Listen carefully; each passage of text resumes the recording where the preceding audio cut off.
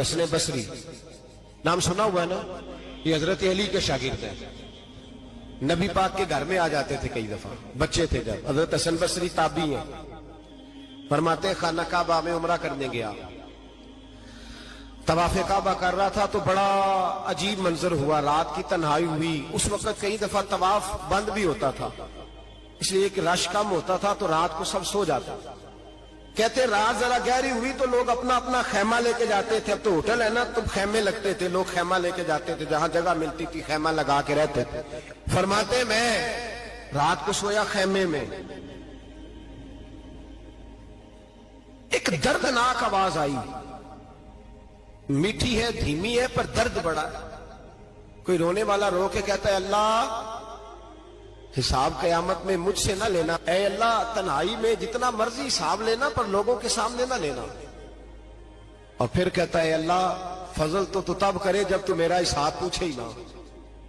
پھر چند منٹ گزرے تو پھر وہ رونے لگا، میرے کانوں میں آواز آئی، کہنے لگا اے اللہ حساب تو ان کا لیا جاتا ہے جو حساب کے قابل ہوتے ہیں۔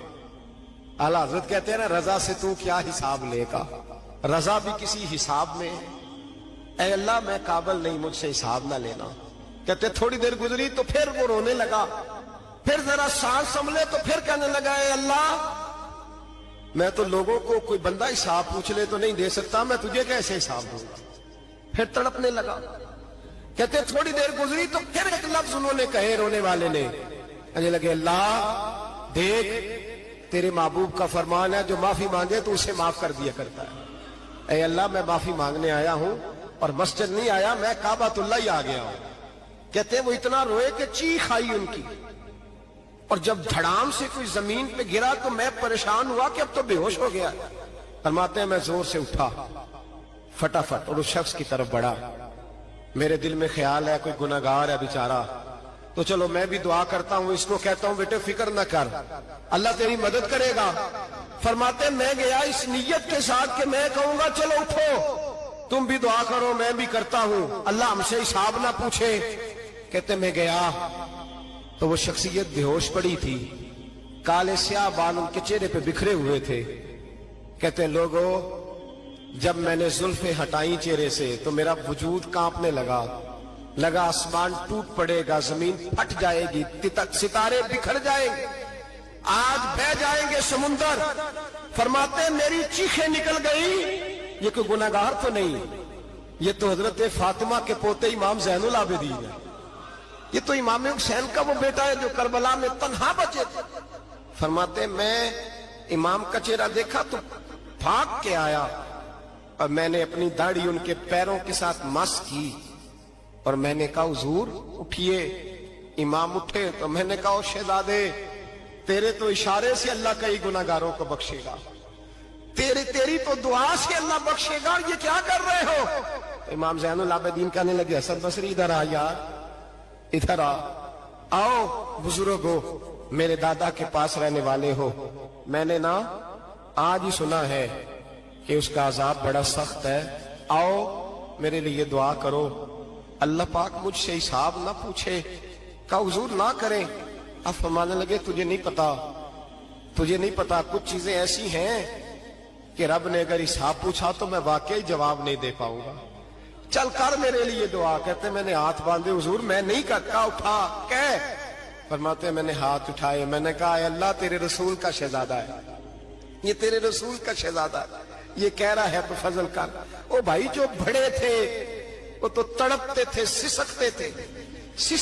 ابو علی ہیتی کہتے خانہ کعبہ میں پتھر پہ سر رگڑ رگڑ کے کوئی بوڑھا کہہ رہا تھا اے اللہ اول تو حساب نہ لینا اور اگر لینا تو مجھے اندھا کر کے اٹھانا، میں تیرے نیک بندوں کے سامنے شرمندہ نہیں۔ اقبال رو پڑے، اقبال کچھ لوگوں نے لکھا ہے یہ آخری ربائی ہے ڈاکٹر اقبال کی، آخری، اس کے بعد شاید اس نے کلام نے کچھ سیرت نگاروں کا خیال ہے۔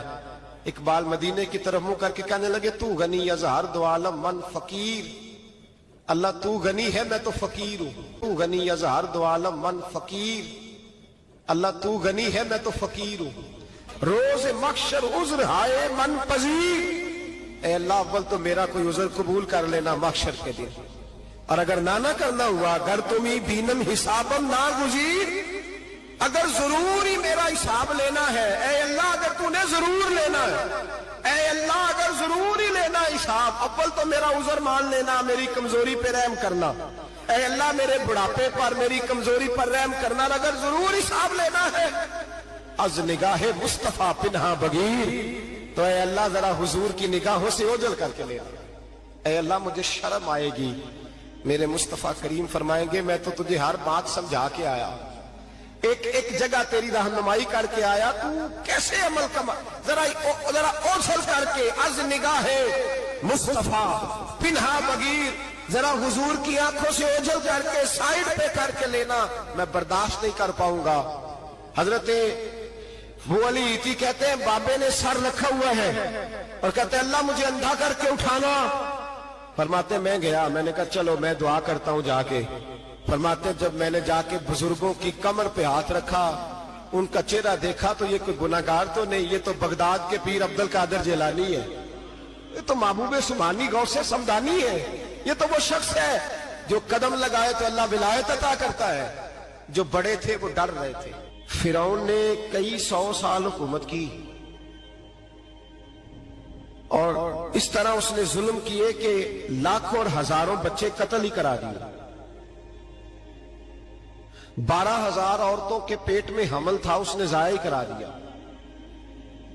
جب حضرت موسیٰ علیہ السلام اپنی قوم کو لے کے نکلے، رستے میں دریا آ گیا، فرعون پیچھے لگا ہوا تھا، وَإِذْ فَرَقْنَا بِكُمُ الْبَحْرَ فَأَنْجَيْنَاكُمْ، اللہ فرماتے تمہارے لیے میں نے دریا کو پھاڑا اور تمہیں نجات دے دی، وَأَغْرَقْنَا آلَ فِرْعَوْنَ، اور فرعون کو غرق کر دیا، وَأَنْتُمْ تَنْظُرُونَ، تم کھڑے دیکھ رہے تھے۔ اب جب حضرت موسیٰ دریا کے کنارے پہنچے تو فرعون بھی پیچھے آیا۔ فرعون لوگوں سے کہا کرتا تھا کہ میں کہتا ہوں تو دریا چلتا ہے، میں کہتا ہوں تو ہوائیں آتی ہیں، میرے حکم کے پابند ہے سارے۔ جاگ رہے نا آپ حضرات، غور فرمائیے گا بات پر، دعویٰ تھا اس کا کہ میں کہتا ہوں تو نظام زندگی چلتا ہے۔ اب جب دریا کے کنارے پہنچی حضرت موسیٰ علیہ السلام تو اللہ نے حکم دیا کہ آپ عصا مارے۔ جناب موسیٰ نے عصا مارا، 12 رستے بن گئے۔ اب حضرت موسیٰ کی قوم گزر رہی تھی تو فرعون سے پوچھنے لگے کہ تو کہتا تھا میرے حکم سے چلتا ہے، تو وہ تو حضرت موسیٰ نے ڈنڈا مارا ہے تو رستہ بن گیا ہے۔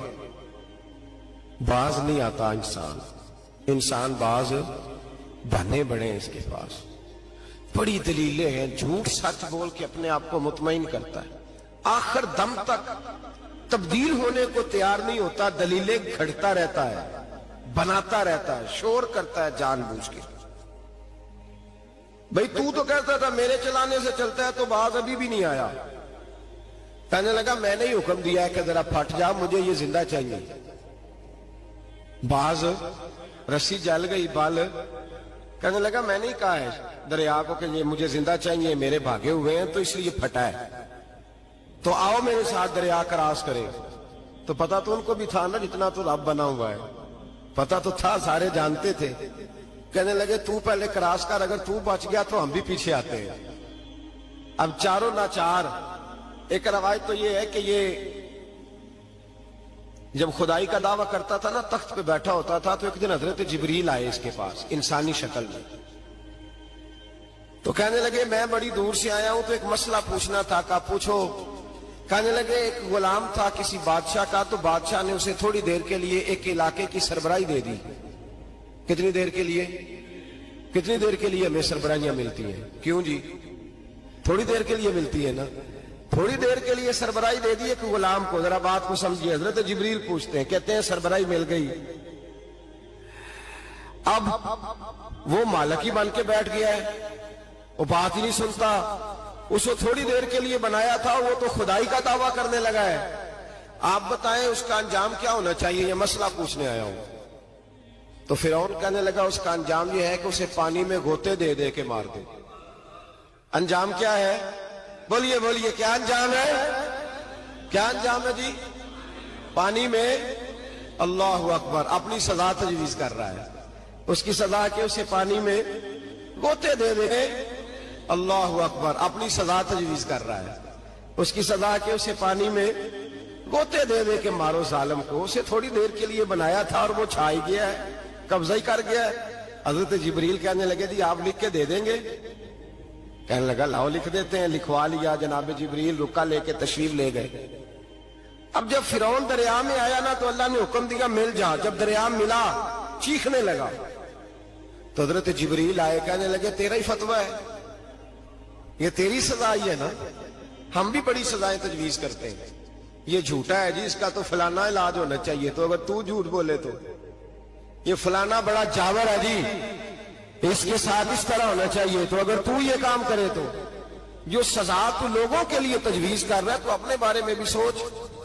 اب جب غوطے آئے نا, آخری وقت دیکھا وہ فرعون جو کہتا تھا میری مرضی سے دریا چلتا ہے. علامہ ساوی نے تفسیر ساوی میں لکھا ہے تڑپ کے رونے لگا. جب یہ مزاج ہے, ایک دفعہ اوپر آتا ہے آدمی جب دریا میں جاتا ہے, اوپر آیا تو چیخنے او میرے حواریو خدا کا واسطہ مجھے بچاؤ. کہنے لگے تو کہتا تھا میری مرضی سے چلتا ہے. بے بسی ہے, تڑپتا ہے, روتا ہے. وارث شاہ مان کری نہ وارثہ دا, رب بے وارثہ کر کے مار دائی. تڑپ رہا ہے, چلا رہا ہے, کوئی مدد کو نہیں پہنچتا. اب جب آخری غوطہ آیا تو کہنے لگا آمنا میں رب موسیٰ و ہارون, میں موسیٰ کے رب کو بھی مان گیا, ہارون کے رب کو بھی. اللہ نے فرمایا نہیں, اب تیرا ماننا قابل قبول ہے. اس وقت ماننا تھا جب تجھے مہلت دی تھی, جب تو جوان تھا. بڑھاپا آتا ہے, بیماری آتی ہے, جوان آدمی بیماری کا شکار ہوتا ہے تو کہتا ہے یا اللہ ایک دفعہ صحیح کر دے, میں ساری پڑھا کروں گا. ایک دفعہ ٹھیک کر دے, میں مسجد میں رہوں گا, میں اگلے سال اعتکاف بھی کروں گا, میں ساری تراویح پڑھوں گا. تو اس وقت پڑھنی تھی جب تجھے مہلت دی تھی. اس وقت پڑھنا تھا جب اللہ نے تجھے آسانی دی, زندگی دی. اگلا وقت یہ حال ایک کا نہیں ہوا. نمرود کو دیکھ لیں, حضرت ابراہیم علیہ السلام کو کہتا تھا میں رب ہوں. آپ نے فرمایا رب تو وہ ہے جو زندہ کرتا اور مارتا ہے. ایک موت کا قیدی بلایا, کہنے لگا ہاں بھائی کتنے دن رہ گئے تھے پھانسی میں؟ کہنے لگا جی پرسوں ہونی تھی. کہا جا تجھے آزاد کیا, لو میں بھی زندگی دیتا ہوں. ایک بے گناہ آدمی کو پکڑ کے قتل کر دیا, کہتا میں بھی مارتا ہوں. حضرت ابراہیم علیہ السلام کہنے لگے تو بیوقوفوں جیسی دلیلیں دے رہا ہے. چل اس طرح کر, میرا رب سورج مشرق سے نکالتا ہے, تو اگر رب ہے تو مغرب سے نکال کے دکھا. اب دلیل کا جواب کوئی نہیں تھا تو کہنے لگا پکڑو اور آگ میں ڈال دو. اللہ کے نبی کو آگ میں ڈالنے والا. یہاں ایک مچھر بیٹھا ہے, 400 سال حکومت کی اور خدائی کا دعویٰ کیا. یہاں مچھر بیٹھا تھا, چھینک آئی تو مچھر اندر چلا گیا. پہلے دربار کا ادب یہ تھا کہ جو آئے سجدہ کرے. اب اس کے سر پہ کوئی چیز مارتا تھا تو اسے سکون ہوتا تھا. مچھر تھوڑی دیر کے لیے اس کا دماغ چھوڑتا تھا. او بھائی یہ اس دھرتی پہ اللہ نے لوگوں کو نظارے دکھائے اور ہمیں سمجھانے کے لیے دکھائے. ہمیں تفکر کی, غور کی دعوت دی کہ دیکھ لینا, اپنے عمل کو پرکھنا. تمہارے عمل حضرت موسیٰ کے فرما برداروں جیسے ہیں, جناب ابراہیم کے فرما برداروں جیسے ہیں, یا بن کے بیٹھ گئے ہو. اب دربار کا ادب یہ ہے, بے بسی کا یہ حال ہے کہ جوتے لٹکتے ہیں دربار میں, جو آتا ہے جوتا کھینچتا ہے. اور ادب یہ ہے کہ 10 جوتے نمرود کے سر پہ مارو. اور 400 سال جوتے لگتے رہے. روتا تھا, جو آدمی آتا تھا منتیں کرتا تھا, کہتا تھا کہیں سے کوئی دوائی مل جائے گی.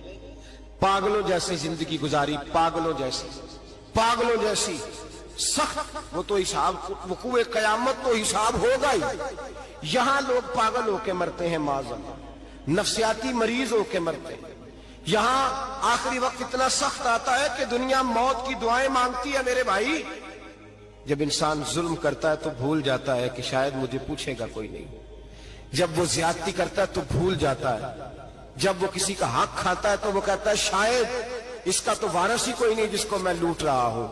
لیکن جب اللہ کی پکڑ آتی ہے, حجاج بن یوسف ظالم تھا, اس نے اچھے کام بھی کیے تھے. قرآن پاک پر زیر زبر آراب حجاج بن یوسف نے لگوایا. محمد بن قاسم کو ہندوستان سندھ کے علاقے فتح کرنے بھی حجاج بن یوسف نے بھیجا تھا. ساری خوبیاں اپنی جگہ پر, ظالم بہت بڑا تھا.